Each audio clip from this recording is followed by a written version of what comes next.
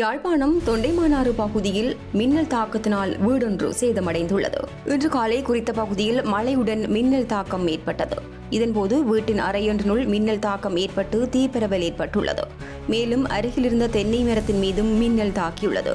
இந்த அனர்த்தத்தினால் உயிர் சேதம் எதுவும் ஏற்படவில்லை எனவும் வீடு மாத்திரம் சேதமடைந்துள்ளதாகவும் தெரிவிக்கப்பட்டுள்ளது.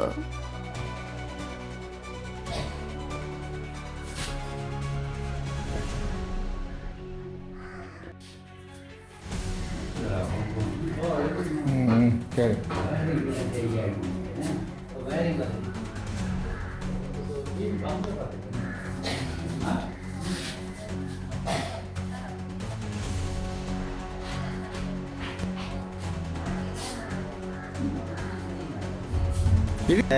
பேரங்க இப்படி வந்து அடிச்சுக்கிறேன் இந்த அடையாளத்தை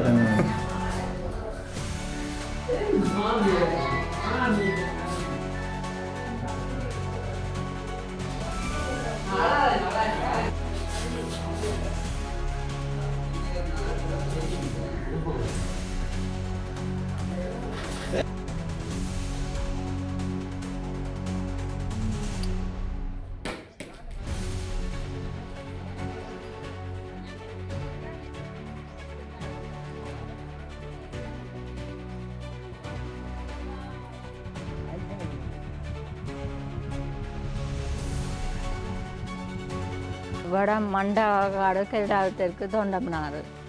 நான் கிணத்தடிக்கு பல்லு மினுக்காண்டு பிரசத்தோட போனேன். மகள் தண்ணி எடுக்காண்டு பிரதேச சபையால் தண்ணி தர்றது அதை எடுக்க போட்டா. ஒரு பிள்ளை பள்ளிக்கூடத்துக்கு தகப்பனை ஏற்றி கொண்டு போட்டேன்.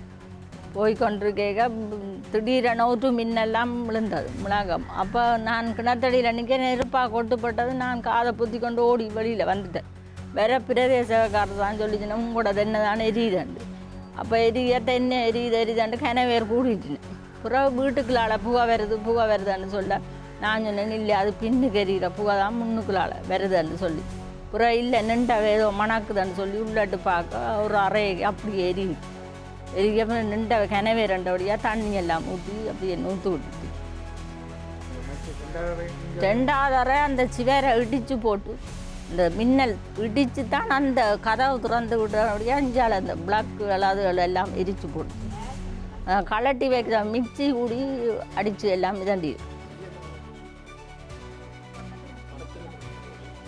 அவர் படுத்திருக்கிறவர் இன்றைக்கான விளிம்பிச்சுனே நாங்கள் 5 மணிக்கு போன் அடித்தனோட அல்லது அந்த அறைக்கான் படுத்திருப்பார். அவர் இன்றைக்கு விளிம்பி போட்டார் 5 மணிக்கு. ஒருத்தருக்கும் ஆள் சேதம் ஒன்றும் இல்லை. எனக்கும் அந்த நேரம் பயம் பெறையில் மின்னல் தாக்குதுன்னு போட்டு நான் காதை பொத்திக்கொண்டு குனிஞ்சு ஓடி வந்த நான் ஒழிய எங்கடை விட்ட விழுந்தாட்டு நான் நிற்கல. நெருப்பாக பொறியாது விழுந்தாதான். அப்புறம் தென்னை தான் பெருசாக முளாசி பெருசாக எரிஞ்சது. வயலில் எல்லா இடம் டிவி அடிச்சிருக்கு. எங்கள் டைம் இப்போ எலக்ட்ரிக் சாமான் எல்லாம் அடிச்சிடுது. ஆனால் நல்ல காலம் குசினிக்கு தாக்கல. அந்த அறை போல் தாக்கியிருந்தால் அப்புறம் இது கேஸ் அடுப்பு கிடந்தது. நல்ல காலம் குசினியை தாக்கி அடிச்சிருந்தா கேஸும் பற்றி ஃபுல்லாக அடிஞ்சிருக்கு வீடு. அந்த அறை அது கோலுக்கு ஏமாந்துருது. அதை போல் அந்த அறையை தாக்கி குசினி வரையுது. குசினிக்கு வந்தபடி அஞ்சு வெளிக்கோள் சன்செட் இதே அங்கே அந்த மூலையை அடிச்சிருக்கு.